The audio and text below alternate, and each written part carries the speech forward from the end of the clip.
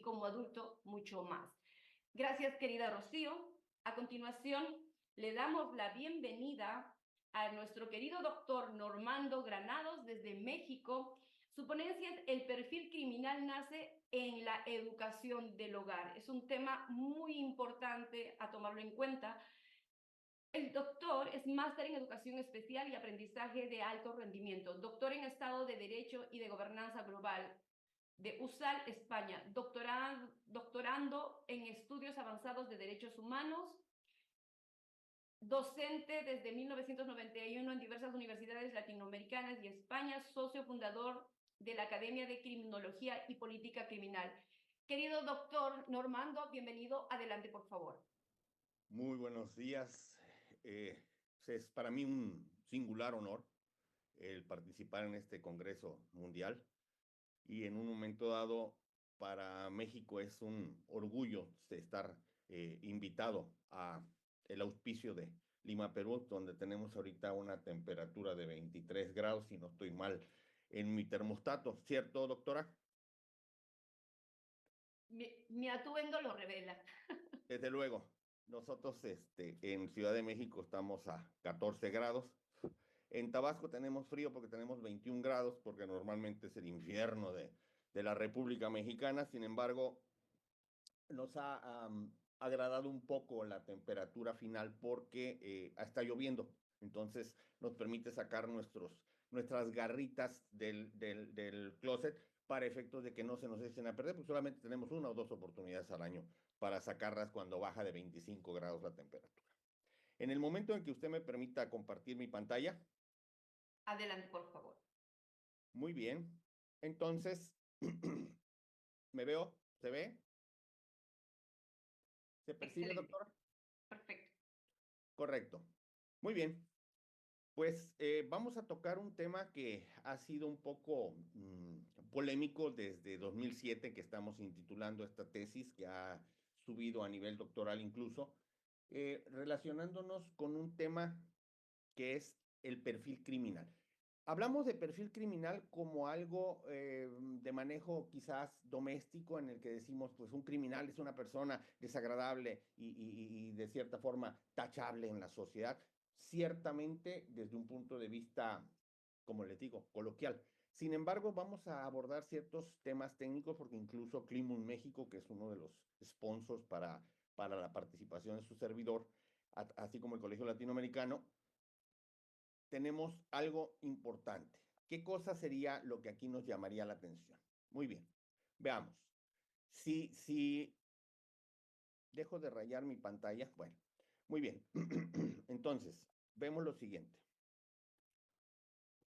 La Organización Mundial de la Familia se interesa en tópicos y en temas relevantes que no tienen que ser precisamente de fondo técnico, sino algo que se haga digerible para todos aquellos que nos dedicamos a mejorar nuestro entorno, porque a final de cuentas es el único lugar donde vivimos. Si mejoramos el planeta, pues lógicamente vamos a tenerlo un poco más de tiempo, porque no tenemos ninguna otra opción, no tenemos el capital de Elon Musk como para mudarnos a otro planeta. Por lo tanto, tenemos que cuidar nuestro planeta, pero este planeta es nuestro hogar y nuestro hogar viene siendo aquel ente que nos contiene, que nos recibe y que nos auspicia como un lugar donde desarrollarnos, donde ser felices, donde crear cosas, y ello precisamente va a estribar en la forma en la que nosotros decidamos cómo vamos a vivir. En nuestra sociedad actual, déjenme comentarle algo singular. Tenemos una tipificación, un estereotipo de conductas que calificamos como buenas o malas. ¿Quiénes somos nosotros? Pues con toda honestidad, no somos nadie para calificar cómo cada quien vive su vida. Sin embargo, en el momento en el que nosotros interaccionamos con la sociedad, interaccionamos con otros sujetos, la forma en la que el resultado de estas interacciones nos produce mayor o menor supervivencia incide directamente en nuestra oportunidad de existir. Por lo cual, si podemos analizar de una forma eh, técnica, pero aterrizada a lo digerible, podríamos hablar que trascendemos en una asignación de vocablos que pudiéramos decir son casi como si fuese una jurisprudencia de la Corte Suprema de la Justicia de la Nación en el caso de México, Tribunal Superior Constitucional en la entidad de Perú, pero vamos viendo lo siguiente. Antes de entrar en antagonismo con el término perfil criminal con origen en la educación del hogar, vamos definiendo algunos detalles. Primero que nada, decimos que crimen es algo reprobable, algo que pudiese no producir tanta supervivencia como necesitamos o como la que podemos compartir y producir. Por ello, vamos a definir lo siguiente. Crimen, originalmente, según el diccionario de la Real Academia de la Lengua Española, se define como algo grave, un delito grave, algo que delinque, que quiere decir transgrede los rasgos y las conductas de lo socialmente aceptable y se convierte en socialmente reprochable. Lo vemos como una acción indebida o reprensible, incluso una acción voluntaria que pudiera ser, hablando de lo dramático, matar o herir gravemente a alguien, es algo criminal, ¿no? En consecuencia, vemos que el actor, o sea, aquel que protagoniza la conducta, se le tilda de criminal. Sin tecnicismos, podemos decirlo en un lenguaje más coloquial, es un sujeto en sociedad que impedido, ojo, impedido de obedecer voluntariamente, ¿a qué estamos refiriéndonos con esto? La voluntad viene siendo la oportunidad de decidir un cauce de acción. Pero cuando nosotros analizamos el psique del sujeto, vemos que existen una parte analítica y una parte reactiva. La parte analítica permite que los datos que contenemos los podamos usar de forma discrecional y la parte reactiva, la parte instintiva, nos hace reaccionar como cuando oprime un botón o cuando abre una llave, se produce una consecuencia o una acción.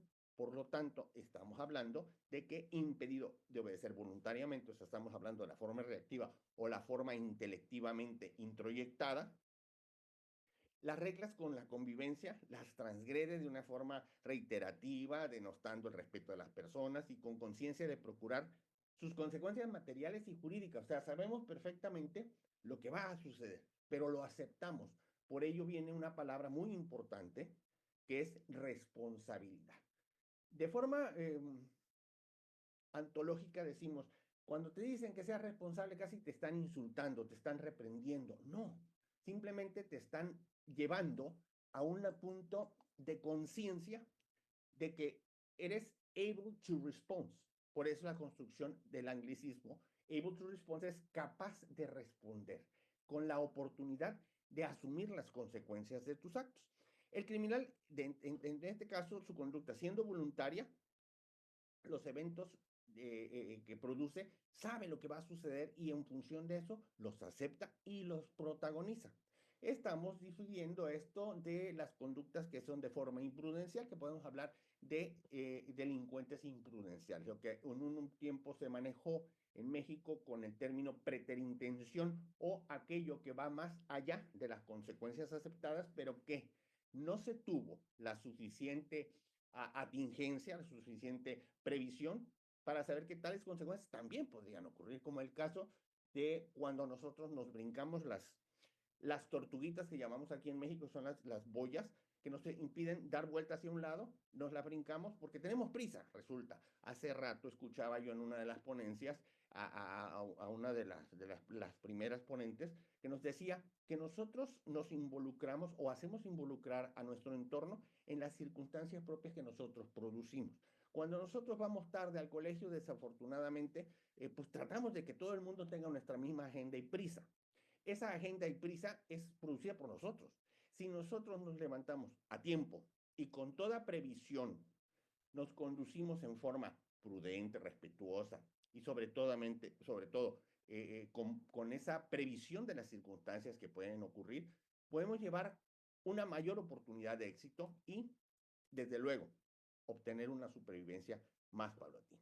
Vamos entonces a entrar en la parte técnica donde el criminal, ¿quién lo estudia? O sea, ¿quién se ocupa del pobre sujeto? No es un pobre sujeto, es un sujeto en realidad cuyas conductas vienen siendo derivadas de una serie de factores que influyeron en él, no precisamente a etapas adultas, básicamente en la etapa introyectiva, donde uno empieza a generar patrones a imitar. Entonces, esta técnica, esta ciencia multidisciplinaria, sería la criminología. La criminología, porque viene del latín criminis y del griego logos, que hablan del tratado de cómo existe o nace el crimen y el delito delincuente. Las incumbencias, divisiones y alcances de esta ciencia vienen desde mucho tiempo atrás y que son básicamente el interés del sujeto responsable de entender por qué algunos de nosotros transgredimos las normas sociales. Esas normas sociales que pueden pautar desde lo moral hasta lo jurídico. Y entendemos que lo moral viene siendo aquellas conciencias de conductas que nos dan una oportunidad mejor de supervivencia en una conciencia intelectiva natural, racional. Y las jurídicas son aquellas que la sociedad tiene que tomar para que la ética del individuo, esa conducta, ese patrón de conducta del individuo, se sujete, se someta y se encuentre dentro de los márgenes aceptables. ¿Por qué tiene que ser márgenes aceptables? Porque la historia nos ha permitido entender que ciertas conductas producen mayor supervivencia y armonía social, que básicamente en el Commonwealth es la finalidad última de la sociedad. El hecho de agremiarte con todas tus atribuciones, habilidades, para producir en función del grupo satisfactores e intercambiarlos a través de lo que sería el comercio, la asociación o la interacción contractual. Y básicamente como los contratos, la reina del contrato es la voluntad, la expresión de voluntad de las partes viene siendo la aceptación de qué parte voy a dar y qué parte voy a recibir. Por ello, el contrato social, lo que viene siendo el ente denominado así como la agremiación de sujetos con un fin común, ese viene siendo el bienestar. Por eso algunos son carpinteros, otros son médicos, otros somos maestros, otros somos artistas incluso, y con ello vamos contribuyendo a nuestra sociedad para efectos de que la misma progrese hacia un futuro de mayor alta supervivencia. Bueno, entendemos entonces que además de esto, en la definición de nuestro tema, hablamos de perfil. ¿Qué es un perfil? Bueno, podemos decir que el mío no es griego, pero sí define qué tan larga, grande o incisiva es mi nariz. Pero en este caso vamos viendo que es un atributo técnico de que define un campo particular acotado del universo de estudio. Esto es poder delimitar una superficie, una área, un espacio preciso, pero más que nada, en este caso, la conducta, el conjunto de acciones y circunstancias que el sujeto desempeña para efectos de traducirse o proyectarse ante la sociedad. Ahora, decimos el perfil criminal. Ya definimos lo que es un perfil, ya definimos lo que es un criminal en lato sensu, en forma amplia. Ahora vamos viendo qué es educación. El proceso de impacto de información y datos que el intelecto y comprensión del individuo normalmente para su éxito observa un método, ¿no? Cómo se tiene que hacer, por ejemplo, unos huevos, cómo se tienen que partir, cómo se tienen que cocinar, cuánto tiempo, cuánto fuego, ¿no? O cómo voy a construir yo, por ejemplo, una computadora, o cómo voy incluso a abordar la presencia de un paciente frente a mí, al cual voy a diagnosticar a través de la auscultación, a través de un diagnóstico clínico o incluso a través del apoyo de ciertos parámetros de laboratorio, de técnicas especiales, para poder reunir el conjunto de datos y armar un producto, que a final de cuentas toda sociedad convive e interacciona a través del intercambio de productos finales valiosos. ¿Qué es un producto final valioso? Es algo susceptible de recibirse e intercambiarse por dinero con satisfacción de ambas partes, el costo de mi esfuerzo y el beneficio de la recepción del producto. En ese orden de ideas tenemos en esta secuencia de educación la etapa que se delega o subroga en ocasiones a agentes externos. Nosotros tenemos, por ejemplo, en México una Secretaría de Educación Pública. Decimos, válgame Dios. Tenemos entonces una secretaría que se encarga de crear a nuestros hijos en los patrones básicos de conducta interactiva social. Estamos equivocados. Yo le cambiaría la denominación. Sería una secretaría de entrenamiento público, ¿no? Porque a final de cuentas, la forma de educar es cómo te vas a comportar y la forma de desempeñarte productivamente es un entrenamiento. Por lo tanto, la educación básicamente nace en el hogar, ¿sí? Vemos a través de ciertas actitudes, ciertas acciones de los entes cabeza o ideales del núcleo básico de la sociedad, que es la familia, vemos padre o madre, o en el caso actual, los géneros que se tengan que interpretar, que protagonizan conductas que los sujetos pequeñitos que están naciendo imitan porque las ven que producen mayor placer, menor dolor. Ahora, ¿dónde se desarrolla esa etapa introyectiva, esa parte donde se forma al sujeto, donde se educa al sujeto? Hablamos de una que denomina o que sinonima la sensación de placer, de cuidado, de protección, de seguridad, de cariño. Y eso lo denominamos hogar. Usando la palabra hogar a diferencia de casa, porque el hogar era normalmente, de acuerdo ¿cómo se llama? Al vocablo focus, es donde se encendía el fuego en el lugar de habitación, que es donde se tenía ese calor, esa apreciación de cariño, de interacción, de solidez, de hermetismo en la célula familiar, que eran normalmente las chimeneas, los lugares del fuego. A diferencia también de lo que podríamos decir en un momento dado, casa como sinónimo material de contención, focus, fuego, donde se obtiene el calor o el afecto familiar. Viene entonces esto de focus, hogar, en el término latino, y de la raíz indoeuropea, va, que es brillar. Bueno, teniendo estos parámetros ya determinados, podemos buscar entonces el siguiente. ¿Quién produce esa educación en ese hogar? El núcleo básico. Desde que nacemos los seres humanos vivimos rodeados de muchas personas, ¿no? Desafortunadamente, incluso algunos que nacemos con la incapacidad de sobrevivir inmediatamente, nos colocan en una incubadora y es nuestra primera familia. Nuestro primer hogar es la incubadora, ¿no? Es la que nos produce el sistema de supervivencia, nos produce calor, protección.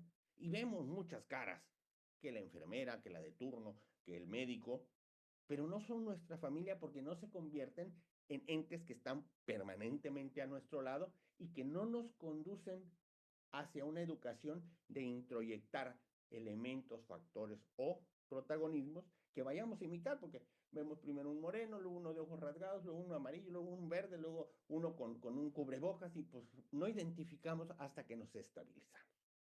Entonces decimos, el primer grupo humano al que pertenece un sujeto es la familia, célula fundamental de la sociedad según la Declaración Universal de los Derechos del Hombre, y es el elemento natural, universal y fundamental de toda sociedad. No encontremos una sociedad en la cual, si no entendemos que surge la vida a través de la interacción de gametos, de dos seres que producen vida, estos dos seres conjuntan una célula básica, que es la de producción de vida, producción de educación y producción de seres a la sociedad.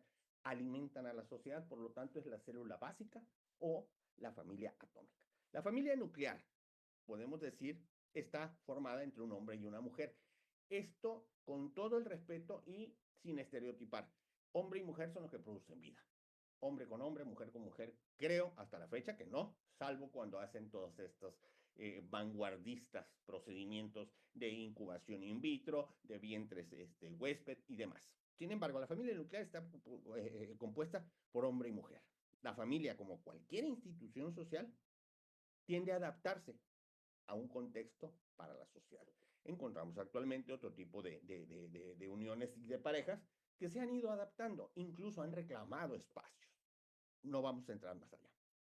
Per se, la familia entonces resulta el grupo inmediato de asentamiento original del sujeto.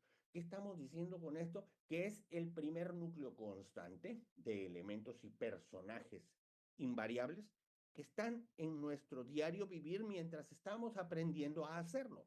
¿Por qué? Porque incluso podemos entender un sujeto, en realidad, es la incorporación orgánica a este universo físico, donde antes pues, no necesitaba un cuerpo para moverse, ni tampoco tenía todas las interacciones con el universo físico que te daba calor, que te daba frío, que te daba hambre, que quiero ir al baño, que tengo sueño, que no me quiero dormir. Todas esas situaciones no tenían afectación cuando no se tenía un cuerpo.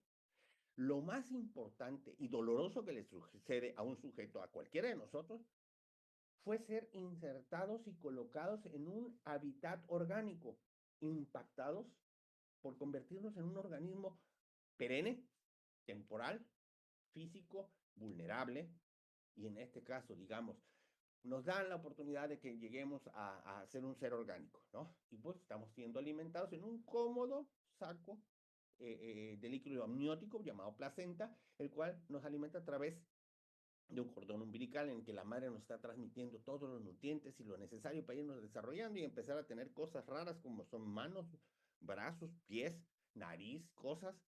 Y ya que estamos 9 meses acostumbrados a esto, nos sacan y nos dicen, ¿sabes qué? Y ahora no vas a vivir a través de un cordón umbilical y dentro de un líquido amniótico, ahora vas a tener que respirar. Lo más impactante que le sucede al sujeto consciente en su etapa introyectiva es el darse cuenta de que tiene que respirar. Por eso en ocasiones algunos salimos medio atarantados y nos tienen que dar una nalgada. No para que lloremos, no para que conozcamos el dolor, sino para que produzcamos la primera acción orgánica autónoma que es lloras y en ese momento ingresa el oxígeno o el aire a tus pulmones y te das cuenta que ahora por ahí vas a empezar a vivir. Muy bien, ese tipo de circunstancias empiezan a impactar al sujeto y lo empiezan a cincelar, lo empiezan a convertir en el ente que va a ser en delante a través de una etapa de maduración, pero que le van dando los atributos, las calidades, los conocimientos y las cualidades que le van a dar la característica de ser humano interactivo en sociedad. Muy bien. Ahora, en sus etapas de desarrollo existen varias circunstancias que vamos a poner en la palestra. Uno, consideramos que las escuelas básicas del humanismo en psicología, no estoy hablando de una forma técnica porque no es mi área de expertise, pero sí quiero hacer una alusión al respecto.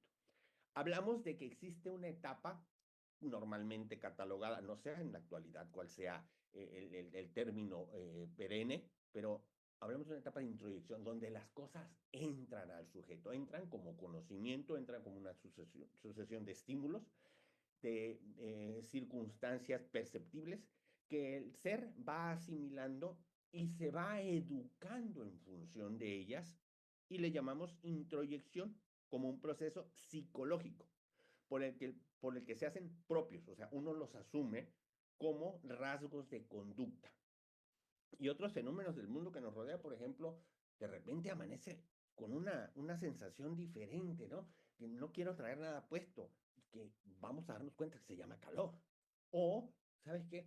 Siento que mi cuerpo no está resistiendo el entorno, siento que necesito cubrirlo con algo. Frío, por ejemplo, ¿no? Esos también son datos y rasgos que va introyectando el sujeto y posteriormente de forma elemental, de forma racional, sabe que cuando no hay tanto sol y cuando está nublado, pues va a haber necesidad de cubrir un poco más el cuerpo para que tolere la interacción con el entorno.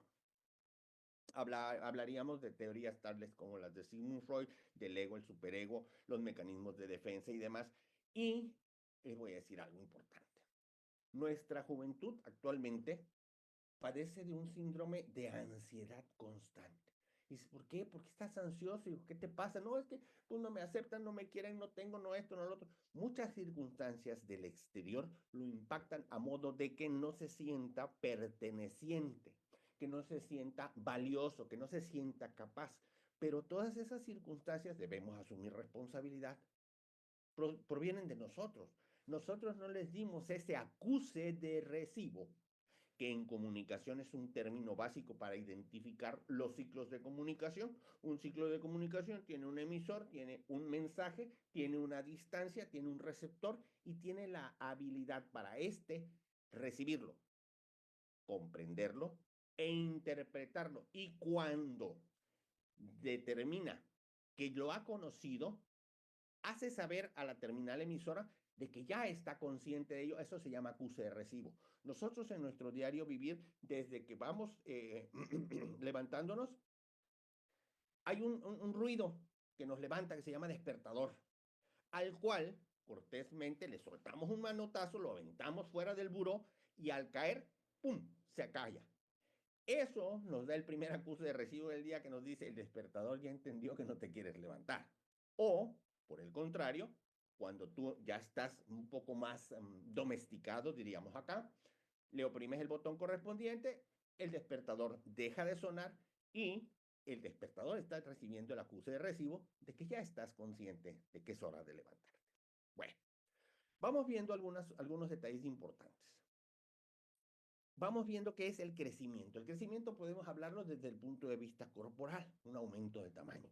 El crecimiento está genéticamente programado y es fácilmente influenciado por las condiciones ambientales y nutricionales. Digamos, un niño de Biafra, un niño mexicano, un niño norteamericano, pues tienen diferentes volúmenes y lógicamente obedecen a las circunstancias externas como son la alimentación, como son el cuidado. Como por ejemplo, un niño de Biafra puede comer tierra 3 veces al día o 5. No le pasa nada. A un mexicano le puedes dar agua de la llave. No le pasa nada. A un norteamericano le, le, le, le, le hablas directamente y acabas de tomar agua de la llave y el sujeto está enferma con disentería, ¿no? Entonces, ciertas circunstancias de su organismo se van acostumbrando o normando de acuerdo a los parámetros de su exterior y eso define que el crecimiento sea deficiente, eficiente o superlativamente bien proporcionado. Vemos la talla de los norteamericanos, por ejemplo, el más pequeño y normal, pues está cerca de los 100 kilos y mide 1,80, 1,90 cuando está teniendo 14 años y pues uno, al menos a los latinoamericanos, pues tenemos esa oportunidad de crecer unos 70, en el caso de los varones, tener un peso entre 70 y 75 kilos y a veces comemos 1 o 2 veces al día de forma normal y no nos pasa nada, ¿verdad? Entonces, eso define los entornos que nos hacen hacer una forma diferente de crecimiento. Ahora, el desarrollo es un fenómeno que podemos nosotros calificar como cualitativo de acuerdo a los elementos del entorno. El entorno nos influencia para que nos desarrollemos más rápidamente. Por ejemplo, quienes tienen la oportunidad de tener acceso a nuevas tecnologías, pues a los 4 años ya andan haciendo publicaciones en Facebook, incluso programadas. Cuando nosotros, los adultos ya mayores, como tu servidor, pues nos cuesta trabajo hasta aprender el teléfono, ¿no? Entonces, hay ciertas circunstancias que van influyendo. Al desarrollarnos podemos entender dos cosas importantes. A diferenciar la maduración, de que es la forma en que el sujeto va teniendo más fácil y más arraigadamente patrones de conducta, y el aprendizaje, que es la habilidad y capacidad de asimilar datos con discernimiento y poderlos clasificar para las oportunidades de uso. La experiencia vamos viendo que no se basa específicamente en el tiempo que tengamos. Sabemos unos viejos que somos muy inexpertos y hay unos jóvenes muy experimentados, que es la habilidad para interaccionar y comprender las cosas de una forma intencionada. Y ahí vemos quienes vivimos las mismas circunstancias y todavía no aprendemos. Entonces, la oportunidad tiene que ver con la disposición, pero esa disposición no es innata. Uno la va aprendiendo. Si en tu casa te dicen, hijito, vamos a comer, te sientan a comer, te ponen tu babero, dice, ten cuidado por lo siguiente. Cuando haces esto puede salpicar y esto, lo otro. Entonces, llaman la atención o tu atención en ciertos factores que van a definir tus oportunidades de éxito. ¿Por qué? Porque te llevo el lunes, vas nosotros le llamamos honor a la bandera, vas con tu camisita planchada blanca y tu corbatita, algunos que nos ponían en la primaria, y resulta que, ay, le das al cereal y te cae toda la leche con chocolate en la camisa blanca recién planchada. Entonces, no tenemos una oportunidad de llegar a tiempo al colegio porque hay que cambiarte, hay que hacer muchas cosas. Y todo eso cuando se hace de forma armónica, amorosa y sobre todo tomando la atención del sujeto para que realmente capte datos de valor, hacemos que el niño vaya aprendiendo que ciertas circunstancias requieren de atención. Una atención que no nada más es oír, sino escuchar. Que no nada más es ver, sino observar. Que no solamente es ser receptor, sino acusar recibo a cada paso del aprendizaje y del desarrollo de los procesos.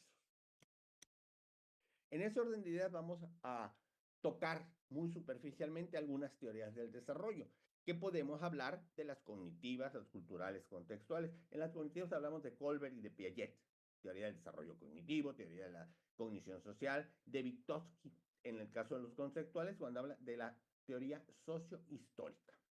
Y alguien que es muy apasionante asumir, quienes lo tienen de cierta forma estigmatizado, Sigmund Freud por la teoría psicosexual o Erickson por la psicosocial, pues hablamos de ciertas etapas que ya están estudiadas y conocidas, como vienen siendo la etapa oral, la etapa anal, la etapa fálica, donde el foco de placer es específicamente aquel que define en qué parte de su desarrollo se encuentra. Y esto es importante.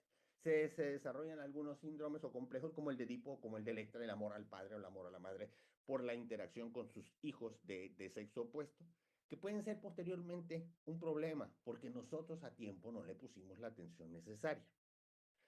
Hablamos de la etapa de latencia, hablamos de otras cosas y normalmente las relacionamos con la sexualidad. No es que las relacionemos, es importante que la sexualidad forme parte de la educación de nuestros hijos. No por ser muy abiertos, sino porque es indispensable. Actualmente la sociedad está sexualizada en una forma superlativa. Encontramos que los sujetos pequeños, hombres y mujeres, a través de la aceptación de su físico en el ámbito sexual, ellos se sienten pertenecientes porque desafortunadamente nuestra sociedad los califica y los acepta o no virtualmente, pero para ellos es importante porque eso es intelectiva y emocional. Bien, vamos a hacer un paréntesis aquí. Para entender algo, necesitamos saber a quién estamos analizando. Debemos aceptar y comprender una diferencia básica que nos permite distinguir algo muy especial. El ser esencial. El ser esencial es diferente al ser orgánico, o sea, no es nuestro cuerpo. Y es también diferente a la mente, el ser intelectivo emocional. No estamos hablando de las percepciones y de la actividad hipotalámica que nos hace reaccionar o generar acción. Estamos hablando del verdadero conductor del vehículo. Quien conduce el vehículo es el cuerpo y el tablero de mando viene siendo nuestra parte intelectual. Entonces, diferenciemos al ser esencial, al ser orgánico y al ser intelectivo emocional, ¿no? Ahora nos habremos hecho muchas ocasiones la pregunta de ¿cuál es la naturaleza de la mente? ¿El ser humano es lo mismo que su cerebro? ¿De dónde sale su pensamiento? ¿Es orgánico el ser en realidad? ¿O cómo se relaciona la mente y la inteligencia? ¿Por qué yo soy tonto o por qué no soy tan hábil? ¿Verdad? Esas preguntas las habremos hecho. Vamos a ver lo siguiente. Algo está ocurriendo al ser esencial, o sea, a nosotros en realidad. En nuestra interacción con el universo físico, hablamos del universo físico, todo aquello tangible que está sujeto de ser material y perceptible por los sentidos que son los interpretadores del entorno. Hablamos de la percepción visual a través de los ojos, auditiva a través de nuestros oídos, olfativa, gustativa, sensorial. Hablamos de 5 sentidos cuando teníamos en realidad 58 diferentes percepciones cada 25 parte de un segundo, según la teoría de Lafayette Ronald Hubbard. Y cada 25 parte de un segundo tenemos 58 percepciones que se registran y dependiendo de nuestra capacidad y disponibilidad de atención, ello se convierte en un almacén analítico o reactivo, lo que va a definir que más adelante podamos utilizar esos datos de forma volitiva o involuntaria, reactiva. Muy bien. Veamos lo siguiente. La emoción en todos los sujetos existe para regular el movimiento. ¿Por qué decimos, cómo que va a regular el movimiento? Ok, si yo de repente, un ejemplo para los jóvenes, veo que en mi Facebook, pues, nadie le da like a lo que publiqué, ¿cómo me siento? ¿Y qué va a pasar? De inmediato empiezo a generar otras publicaciones, otras imágenes, para que exista esa reacción. Entonces, mi emoción regula el movimiento, mi forma de actuar y desde luego la aceptación voluntaria, prudente o imprudente de las consecuencias, porque nosotros necesitamos un producto y nuestra emoción nos lo exige. Cuando nuestra emoción está educada desde las etapas tempranas introyectivas, sabemos perfectamente que cuando salimos a la escuela con nuestro uniforme, según nosotros el más bonito, pero traemos nuestros calcetines blancos o en el pantalón oscuro y los zapatos oscuros, tu papá te dice, pareces un yopi. Y en ese momento tú puedes decidir entre, a mi papá le parezco un yopi, sin embargo, yo soy un galán. O la validación de que la niña sale con sus coletitas y con una estrella pegada aquí. ¿Qué? Pareces teibolera, deja de estarte marcando el cuerpo. Eso lo podemos asumir como, papá, deja de ir a esos lugares. Mejor date cuenta que tu hija es una princesa. Pero eso solamente se lo da la validación con los acuses de recibo que les damos a los sujetitos que estamos creando. Es nuestra responsabilidad. ¿Por qué? Porque desafortunadamente no le podemos moldear ni educar al hipotálamo, que activa, controla e integra el sistema nervioso autónomo periférico, procesos endocrinos y muchas funciones somáticas, tales como la temperatura del cuerpo, sueño y apetito. E incluso algunas emociones se derivan del mismo, pero cuando sabemos inhibirlas, manejarlas o consecuentarlas, hacemos un sujeto exitoso sin depender de sus emociones exclusivamente. En una forma, pudiéramos decir, arbitraria, generamos una tabla de lo que se llama escala tonal completa, donde tenemos en la parte superior, si se fijan, la serenidad del ser. ¿Y la serenidad del ser qué quiere decir? ¿Que está tranquilo? No. Es aquel sujeto que superó todas sus emociones y los impactos del entorno a manera de tenerlos tan bajo control como que aunque interaccionen directa o abruptamente conmigo, no perturban la longitud de onda con la que yo vibro.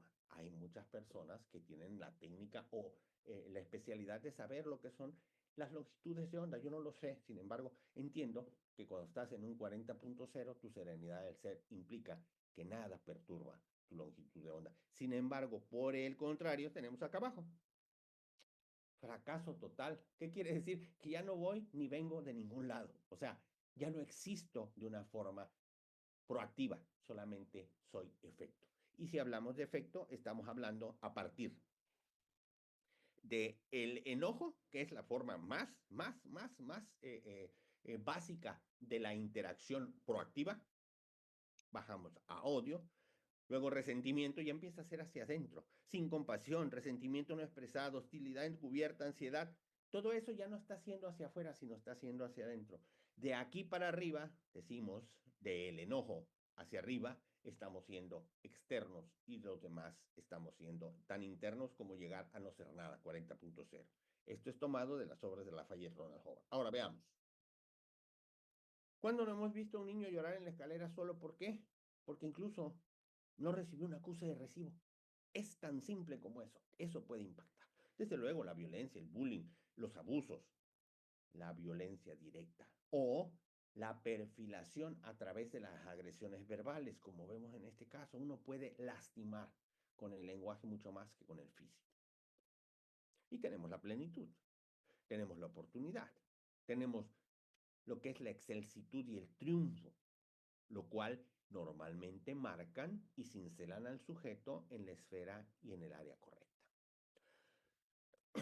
Por consecuencia, al interaccionar con el universo físico, nuestros semejantes registramos estímulos de todo tipo, positivos, negativos, interpretamos los mismos, y eso se convierte en el cincel de nuestro diario vivir. Nada más que recuerden, como incluso los panes o toda esa repostería fina que se ve bellísima, tuvo su oportunidad en la que fue solamente una masa amorfa y que no tenía ni siquiera la oportunidad de mantenerse en una figura determinada, se hace para un lado y para el otro en la cacerola.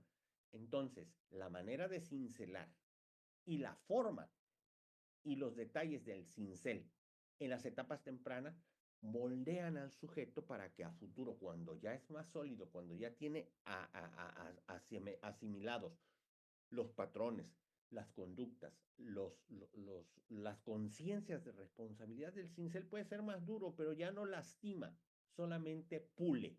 Al principio da forma, cuando forma va avanzando, solamente pule. Si nosotros al principio golpeamos con severidad, sin tener en consideración lo que el otro sujeto en sus pequeños zapatitos, si ya usa, está sintiendo, nosotros podemos destruir una vida.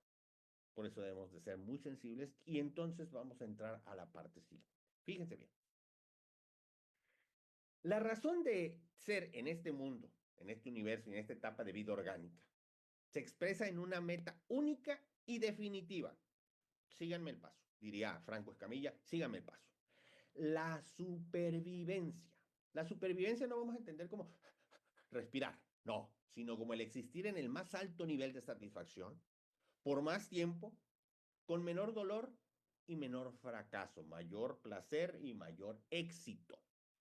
Eso nunca implica impactar en conquistar tu entorno totalmente y arrancarse todo lo que necesitas del no. Eso no es la supervivencia. Más allá de eso, resulta una etapa temprana de experiencia orgánica e interactiva en la cual no estás teniendo contraintenciones de tu existir al mejor nivel.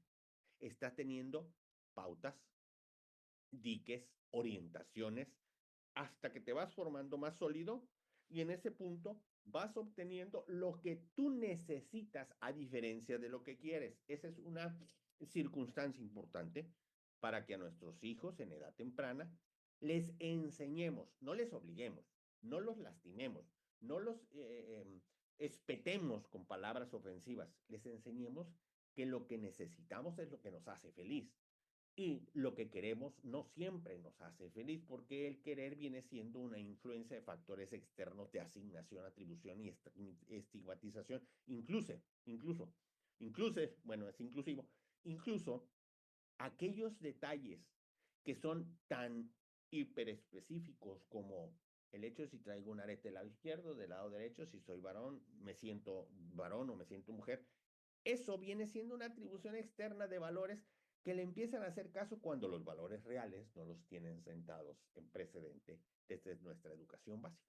Vamos entendiendo esto entonces como que vamos a lanzar al ruedo a un torero sin capote, a un torero sin rediles, a un torero sin rejoneadores, a un torero sin elementos básicos de vida. Por ello, les quiero yo poner a su consideración, para poder llegar a la conclusión del nombre del tema, la interacción con los semejantes y el universo físico nos brinda 4 diferentes opciones denominadas condiciones de intercambio. ¿Qué es intercambio? Es dar a cambio de algo, ¿no?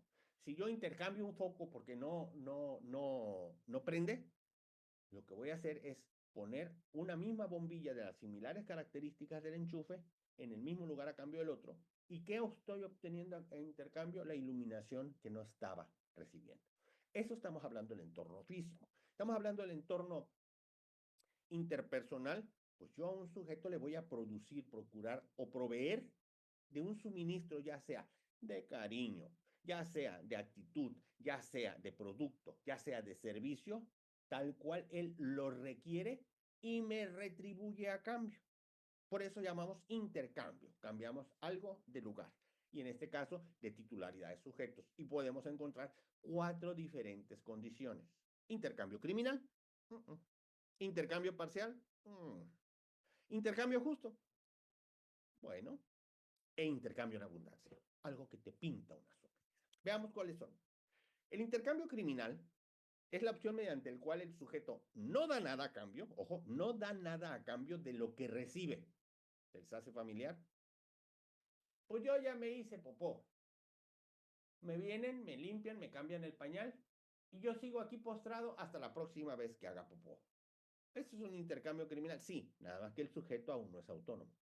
Por lo tanto, él no toma esas decisiones, sino el entorno o incluso nuestros sujetos interactivos, introyectivos, nos están propiciando esas actitudes o conductas de satisfacción, pero te hacen entender que es por el cariño y tu necesidad actual. Bueno, veamos ahora. En la forma natural, el intercambio criminal lo provoca al no permitir que nuestros hijos contribuyan desde pequeños en las responsabilidades del hogar. Hablamos de responsabilidades del hogar, no pintarlo, no reparar el techo, no limpiar siempre, sino en la medida de que su desarrollo orgánico se lo va permitiendo, incluso sus habilidades. Por ejemplo, yo no voy a poner a que mi hijo de 3 años cambie los focos del techo, ¿verdad? Porque seguramente va a ser una epopeya el subir la escalera y si la logra llegar, vuelvo a bajar en una pieza. Pero sí puede él en un momento dado hacer ciertas cosas. Hijito, ¿ya terminaste de jugar? Junta tus juguetes en la esquina. Ay, júntalos en la esquina para 2 cosas. Uno, tu papá cuando se levanta en la noche a darte la mamila, no pise ¿cómo se llama? A Woody y pegue un brinco y te caiga encima de la cuna. Permite que las circunstancias de tu entorno sean tan armónicas y participa en ello, ¿no? Entonces hay ciertas responsabilidades del hogar de acuerdo a la edad cronológica y de habilidades del sujeto que le van a permitir contribuir. Oye, mami, yo lavo mi plato y mijito, además hazlo aquí, hazlo con cuidado, yo te voy viendo, yo te voy ayudando, para que él vea cómo acciones exitosas las puede desempeñar y alcanzar. ¿De acuerdo? Bueno, vamos desde esa parte superficial.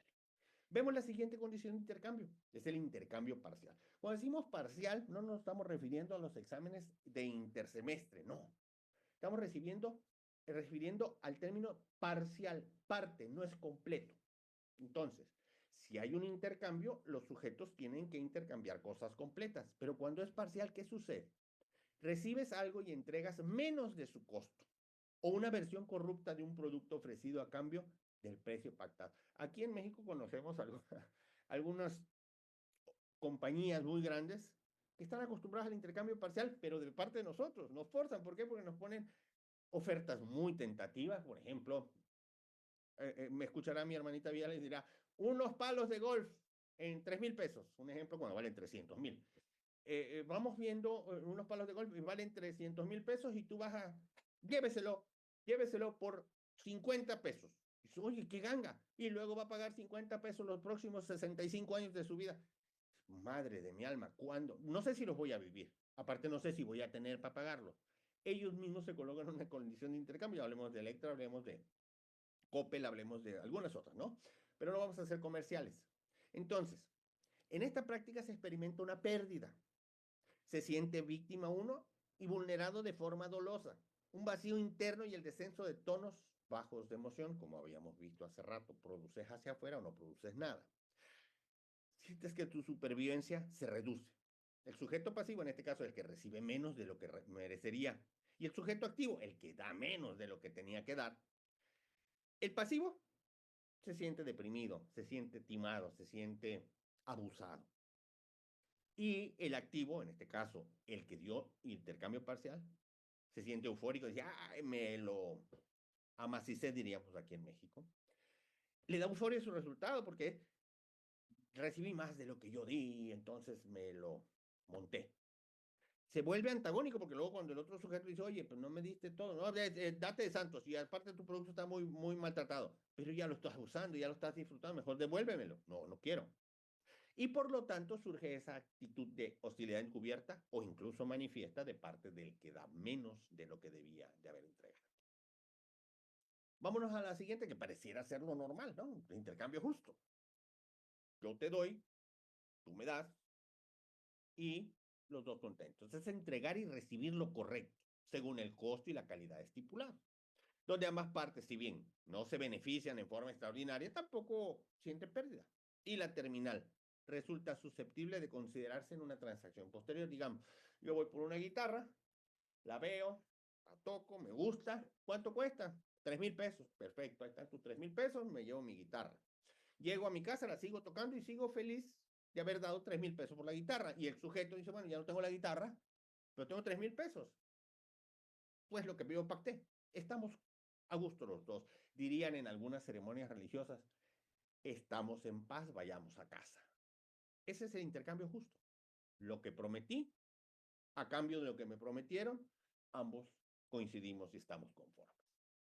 Pero hay algo más allá, como siempre, hay algo más allá. El intercambio en abundancia.